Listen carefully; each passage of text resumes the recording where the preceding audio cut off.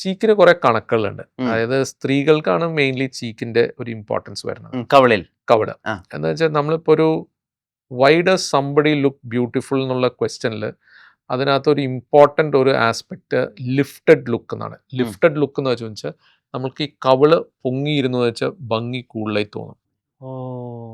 Okay, ഈ കവിള് പൊങ്ങിയിരിക്കുന്ന സമയത്ത് നമുക്ക് എന്താ വെച്ചാൽ ഇവിടെ ഒരു മാലാർ എമിനൻസ് എന്ന് പറഞ്ഞൊരു സംഗതി ഉണ്ട്. ഈ ഇവിടെയാണ് അതിന്റെ ആ ലൈറ്റ് മാക്സിമം വരുന്നത്.